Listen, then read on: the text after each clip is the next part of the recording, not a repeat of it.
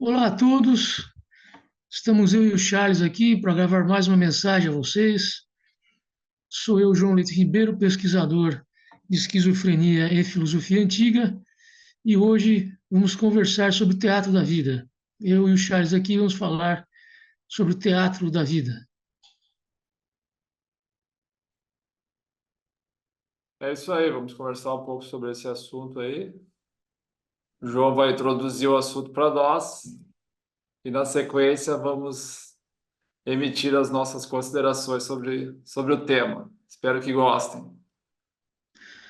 É, o teatro da vida é uma das questões fundamentais da filosofia em todos os tempos, né? O ser humano representa, o ser humano finge, muitas vezes com intuitos competitivos, né? Muito desejo de superar os outros, o ser humano acaba fingindo que é algo só no intuito de superar os outros com esse fingimento.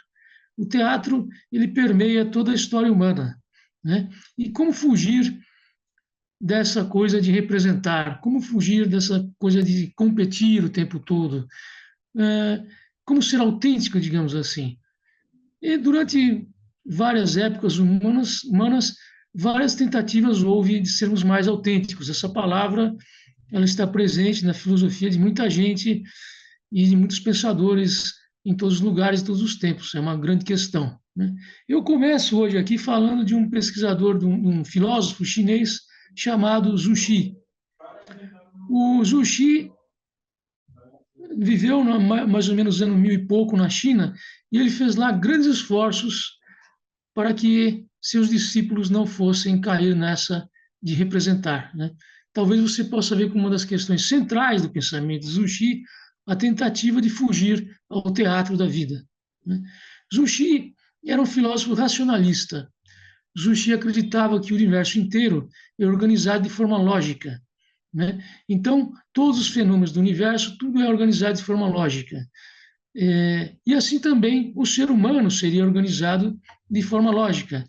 As relações humanas seriam permeadas de lógica, né?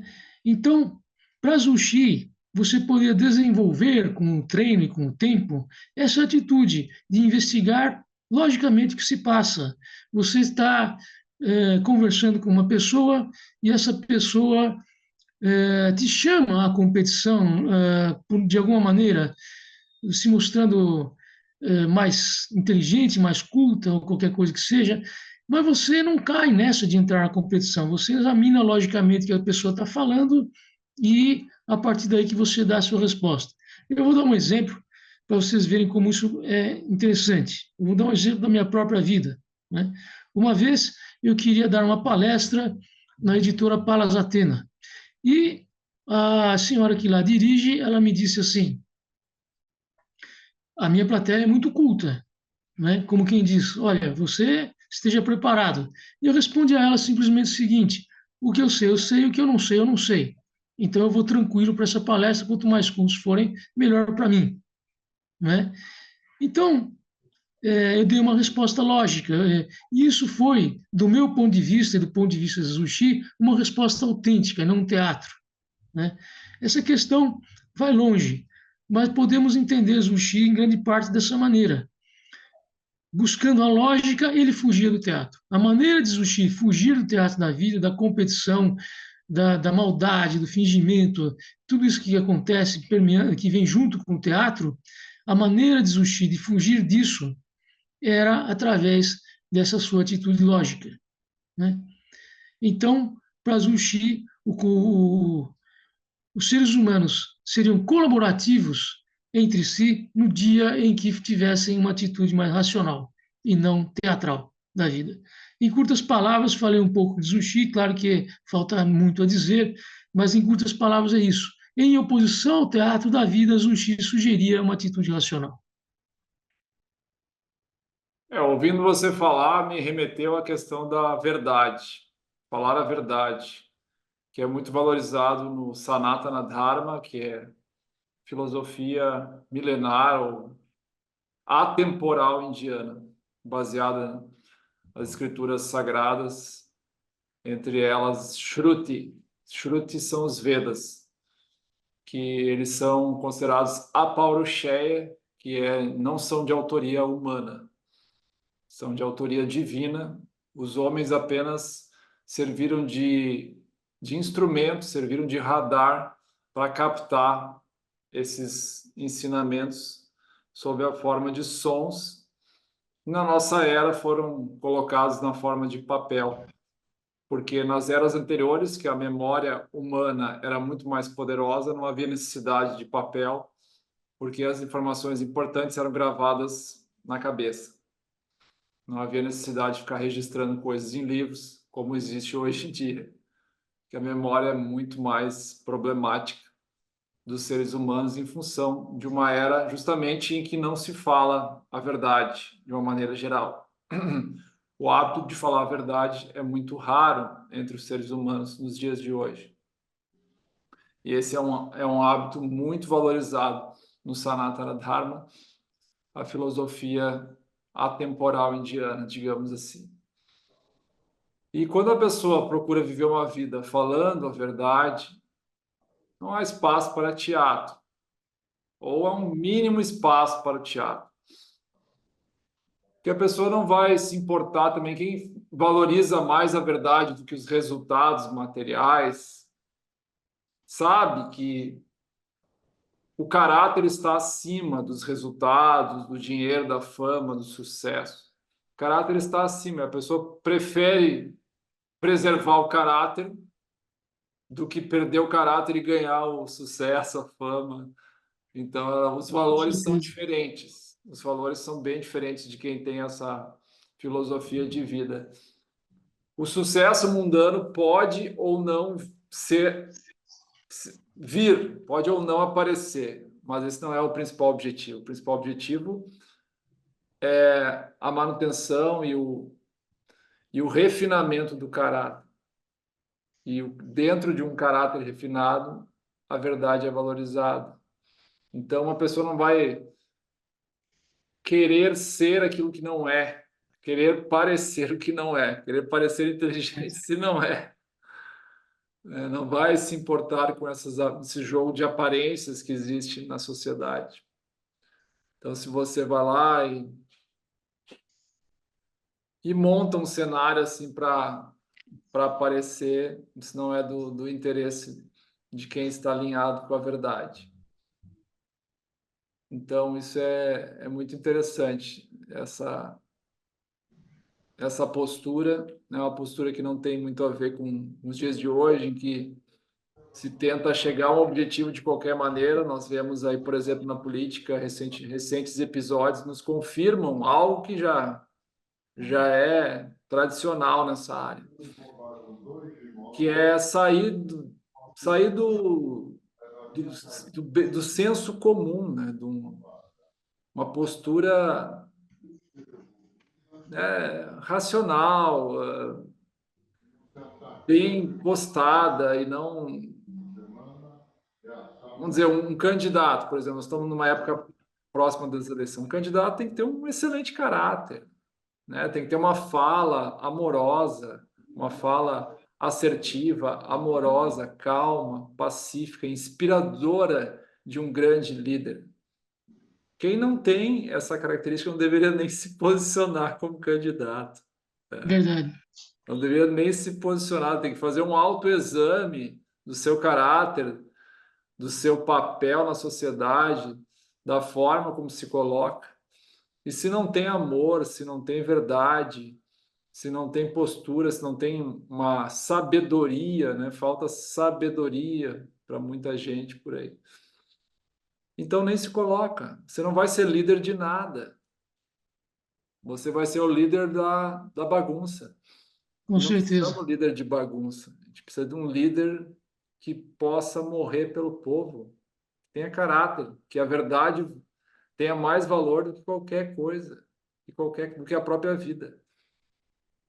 Né? Com Mas hoje em certeza. dia, nessa era, que é a era da mentira, da corrupção, por isso não aparece, né? Essas pessoas não aparecem. E mesmo que aparecesse, não ia ser votado porque as pessoas iam dizer, pô, esse cara não, não vai me dar nada, não me promete nada. Ou sim, tá me cobrando, tá me cobrando, né? Pô, eu não quero fazer nada, eu quero ganhar tudo, né? A postura do eleitor, assim. Eu não quero fazer sim, nada, eu quero ganhar tudo. Quero saber quais são os meus direitos. Ninguém quer saber os deveres, só quer saber quais são os meus direitos, o que que eu ganho com isso. verdade. Isso aí é assim mesmo. E eu passaria agora uma breve discussão da peça teatral que eu escrevi, né? Eu escrevi uma peça, chama-se Ninguém, né? Breve em cartaz aqui em São Paulo. E uma metade dessa peça é a discussão de um livro que se chama Os Sete Pilares da Sabedoria, de um escritor inglês que se chama Thomas Edward Lawrence, né? Eu venho aqui a falar desse livro porque ele tem tudo a ver com a nossa conversa de hoje. Lawrence escreveu esse livro em parceria com o famoso escritor inglês, o Bernard Shaw. E o que é interessante, em resumo, em poucas palavras, né? É um livro autobiográfico, é a descrição da vida desse escritor. E ele foi conversar com o Bernard Shaw sobre como escrever esse livro. E aí, os dois conversando entre si, eles chegaram a uma interessante conclusão. Nós vamos fazer um livro que não tem personagem central. O personagem central não tem característica nenhuma. Ou seja, eles queriam fazer um livro que não fosse teatro nenhum, né? Fosse o mínimo teatro possível, ou se não, nenhum teatro. O personagem central ele não era um personagem, né? O personagem central é como diz o título da peça, ninguém. Porque eles ficaram conversando. Você quer ser visto como um herói de guerra, porque ele era um herói de guerra. Você quer ser visto como um estudioso, ele também era um estudioso. Você quer ser visto como um inglês ou como um árabe? E assim por diante, várias questões. E eles diziam, pô, eu não quero ser visto como nada, né? Eu não sou um escritor, não sou um cientista, não sou um guerreiro, não sou um herói de guerra, não sou nada. Essa é a conclusão que eles chegaram, né? Que o personagem central não era nada. E foram escrever um livro justamente sobre uma pessoa que não tinha adjetivos. É muito interessante porque quase sempre quando você vai ver um livro, o personagem central, o protagonista, ele vai ser isso, isso, isso e mais aquilo, né? Nesse caso, não era nada. Muito interessante. Ele foge ao teatro completamente. Livro interessante que eu aproveitei aqui fazer propaganda da minha peça, Charles. É isso aí. Disseminar aí boas reflexões, né? Que possam chegar às boas reflexões no teatro. Nossa vida é muito pouca, o pensamento é muito pouco utilizado, né? Nós temos muito comportamento de imitativo, não é o comportamento reflexivo, não é o comportamento pensado, é o comportamento Sim, imitado, né? sim, Muitas pessoas estão se comportando por imitação, não por reflexão, que tem pouco espaço para reflexão. Por exemplo, a leitura, o hábito da leitura entre a nossa população é muito baixo. A leitura que é feita é leitura de rede social, de notícias, mas não é de uma literatura assim mais reflexiva, mais pensativa. É é simplesmente ler aquilo ali para imitar e não sim, para refletir e se comportar a partir de uma reflexão. Tem pouco espaço para reflexão. O intelecto humano é como se fosse um músculo, né? Se não for utilizado, ele atrofia. né? Ele se torna, como se diz, um intelecto pervertido e que funciona contra nós. Em vez de funcionar a nosso favor, funciona contra nós. Ele consegue encontrar justificativas para o injustificável. Né? Consegue encontrar razões para fazer coisas absurdas. Né? Quando ele está pervertido, quando ele não está refinado, ele não está bem utilizado. Se ele for bem utilizado, com bastante reflexão, né? Aí ele vai funcionar bem e vai nos ajudar, senão ele vai acabar nos atrapalhando. Uma dessas más utilizações do intelecto é pensar que, por exemplo, o objetivo da vida é acumular coisas, né? Acumular objetos ou acumular experiências. Né? Muitas pessoas dizem assim: não, não vale a pena acumular objetos, o que vale a pena é investir em experiências, isso traz mais satisfação. Sim. né? Eu já vi muitas pessoas falando isso. Mas é outra forma de acumular, né? Como já falamos em outros vídeos, a felicidade não está fora. A felicidade não está em experiências. A felicidade está dentro de nós, né? Então, se eu estou aqui na minha casa, né, na minha cidade, no meu bairro, e se eu estou feliz, se a felicidade brota dentro de mim, não preciso viver experiências extraordinárias para encontrar a felicidade. Não preciso rodar o mundo, fazer um world tour para, né, para ser feliz. Eu faço um tour pelo bairro, eu faço um tour pela rua e já sou feliz. Eu Com já certeza. consigo contemplar uma cena da natureza e ficar encantado com ela. Eu posso contemplar uma cena de formigas carregando folhas nas suas costas que pesam não sei quantas vezes o seu peso e já ficar encantado com isso. Eu posso sentir o perfume de uma flor e ficar encantado com isso. Não preciso de uma world tour para conquistar uma grande experiência, né? Enfim, é um intelecto que não está conseguindo ver, né, que a felicidade está aqui e agora, desde que a gente pare de buscar, né? Quando a gente busca, é porque a gente deseja, e quando a gente deseja, a gente sofre, né? Com Então, certeza. para ser feliz, pare de desejar. Então você já é, né? Então, justamente esse intelecto aí que está pervertido, ele não está funcionando direito, ele faz a gente acreditar que a vida merece ser, merecemos parecer em vez de ser, merecemos ter ao invés de ser, é tudo confundido, é tudo confundido. Então, precisamos ter ou parecer, ou as duas coisas. E para isso a vida vira um teatro. Com certeza, né? Porque o teatro da vida, ele vem junto com a sua ambição, ele vem junto com a sua competição. Geralmente você vai representar no intuito de se mostrar superior ao outro. Você vai representar porque você tem objetivos de conseguir prestígio nessa vida e não de levar uma vida correta, não de levar uma vida onde seus amigos são a prioridade, né? Você tem que estabelecer qual é a prioridade da sua vida. São os seus amigos? É você agir corretamente com seus familiares, com as pessoas próximas e com todas as pessoas, de um modo geral? É essa a sua prioridade ou a sua prioridade é adquirir prestígio? Aí que está o ponto. E o teatro, ele vai muito junto com essa procura do prestígio, ao contrário da pessoa que busca ser autêntica, né?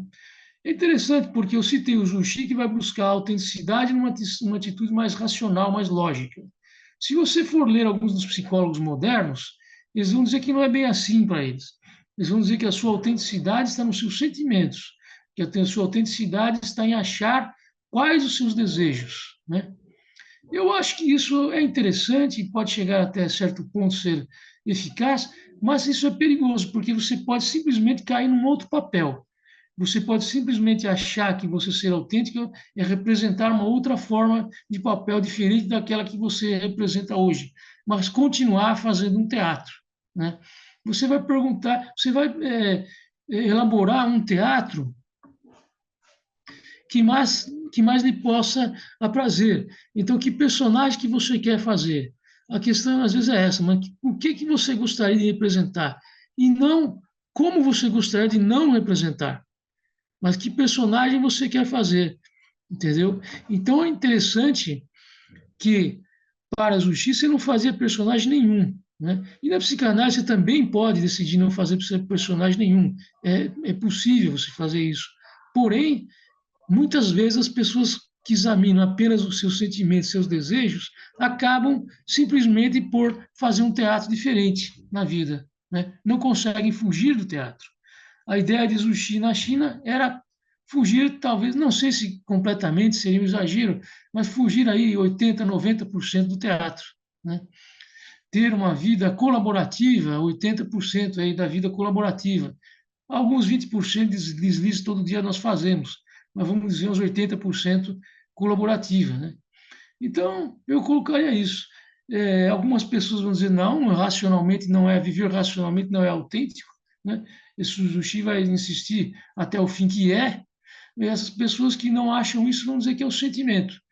E também está certo, de certa forma, quando você faz uma introspecção e procura ver qual é o seu verdadeiro sentimento, também é uma forma aí de ser autêntico. Embora, como eu observei, possa às vezes simplesmente fazer com que você vá fazer um outro papel na vida, não vai fugir do teatro, né?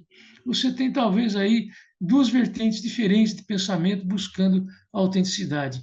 Na China, Zuxi buscando através do racionalismo e a psicanálise e outras linhas modernas buscando isso aí numa busca do seu sentimento mais profundo, mais autêntico lá dentro de você por uma introspecção.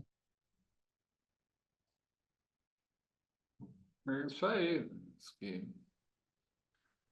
são várias análises que podem ser feitas a respeito disso. Depende qual viés, e como você falou, tem muitas correntes de pensamento orientais, ocidentais, se todas sentassem juntas para conversar, cada uma ia ter uma visão a respeito do tema, e às vezes as visões são complementares, elas se Sim, somam.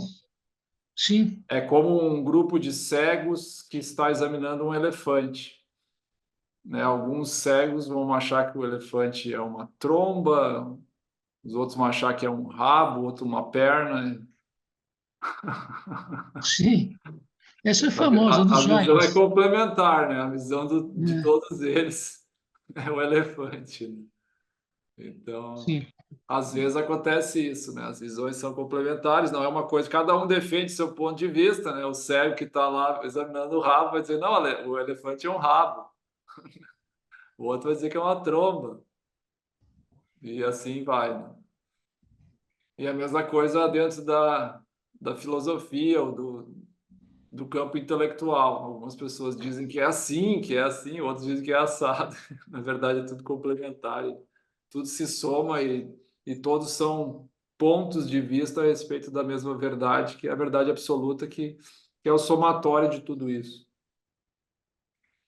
com certeza. Eu tive o desprazer de trabalhar com o senhor, era um americano, e ele era muito assim, a visão que importa é a visão americana, né? É o famoso excepcionalismo dos Estados Unidos. Ele não tolerava visões diferentes. Uma vez eu falei de filosofia chinesa para ele, se deu ao trabalho de comprar uma revista nos Estados Unidos, não mandou por e-mail, ele fez questão de recortar a página, pegar, botar no envelope, me mandar pelo correio para eu ler, e estava ali um texto bastante tendencioso contra a China, né? E como se eu não fosse perceber que o texto era tendencioso. Então, na esteira do que você está falando, nós temos sim que hoje em dia buscar aí os entendimentos entre as várias culturas, entre as várias correntes, né? Porque essa atitude desse americano e de outras pessoas assim excepcionalistas, né, que os Estados Unidos são superiores ao restante do mundo, ou em outros lugares também com esse próprio sentimento, isso já não é producente, isso já não é o que queremos. Queremos um diálogo como as coisas podem ser, como você bem disse, Charles, complementares umas às outras. Não necessariamente competir as visões, mas ver o que uma complementa a outra, né? Você pode fazer a psicanálise para ver seus sentimentos mais profundos, ao mesmo tempo que você pode ler também e ver que também ali tem uma coisa interessante, um racionalismo interessante, que também vai te dar frutos em sua vida, né? Então, em vez de ficar competindo, na verdade, entre diferentes pontos de vista, diferentes filosofias, fazer isso, uma coisa é complementar a outra, uma coisa, uma ajuda a uma, outra ajuda a outra, né? Essa história do teatro, por exemplo, que nós estamos hoje falando, ela é talvez universal, né? Zuxi falou disso na China, na Grécia, os estoicos falaram, também falaram, na Índia, tantos e tantos indianos falam nisso, né? Então, talvez isso seja uma questão até humana, né? E não representar, talvez seja um problema da humanidade o representar um teatro, né? E vale muito mais a pena a gente juntar aí diferentes pontos de vistas, né? Da China, da Índia, da Grécia e outros lugares, tantos outros lugares com ricas tradições, podemos aí chegar a isso. Por exemplo, o Charles falou aí na autenticidade, não mentir. Me lembrou inclusive Zoroastro. Zoroastro tinha como primeira meta na vida essa, não mentir, né? Então é isso. O dia que pararmos de competir as visões e começamos a ver as visões como complementares umas das outras, será um dia melhor para todos nós, né? Com certeza, e sempre com a intenção de causar o bem a tudo e a todos, principalmente a si próprio. Que às vezes, para uma visão competitiva, acaba prejudicando a si mesmo, né? Com uma atitude raivosa, impositiva. Não faz bem para a própria pessoa que está assumindo essa postura. Então, a colaboração é benéfica para todos, inclusive para quem está colaborando e para todo mundo. É competição e esse, essa rivalidade, essa postura assim de, eu que sei, a minha É, verdade é superior à sua. hum, Isso aí não. É como eu disse, o intelecto precisa ser com certeza. refinado através da boa reflexão, de anos e anos de reflexão, de estudo, e É, esse aí é um pouco também um comportamento imitativo, né? A pessoa talvez tenha como aham, ídolos pessoas assim bem é, exclusivistas, assim, bem. Então a pessoa idolatra assim começa a imitar também, né? Não questiona, né? Não questiona o modelo que ele está seguindo. sim. É. Pois Então, é, essa aí é a você questão. gostaria de fazer mais algumas considerações? Não, é apenas isso, né? Quer dizer, nós vemos isso tanto em nossa sociedade, o teatro, o fingimento, o personagem, né? E quando seria melhor, e é possível ser melhor do que isso, né? É possível ter uma vida mais autêntica de fato, né? Não tão consumista, né? Porque o consumo ele é próprio do teatro. Eu, eu diria aqui para finalizar, talvez, a nossa conversa de hoje, eu me lembro do. Você já ouviu falar no Robert Redford, né? O ator americano? Ele, uma vez, numa entrevista, ele falou uma coisa muito boa. Ele falou o seguinte: olha, no meu país aqui, os Estados Unidos, nós somos obcecados por juventude e cosméticos, né? É Que isso aí. pensa, Hoje em dia, dizer juventude, cosméticos e cirurgias plásticas. exato, é, Para complementar, assim. Todos exato, querem viver para sempre, né? Onde vai ter lugar no planeta, né? Onde vai ter exato, é. lugar no planeta? Aí eles vão falar, não, nós vamos viajar para outros planetas. Ah, tá bom. E haja planeta, né? Haja planeta para a gente viajar e povoar o universo todo aí. Todos os Sim, eternos, os eternos. É é isso, isso aí, Charles. isso aí. Gratidão a todos que acompanharam aí, que refletiram. Gratidão. Obrigado pela Namastê. participação de todos aí, os bravos guerreiros aí que assistem o vídeo. Deixa seu comentário aí embaixo com a gente que a gente responde. Namastê. Namastê.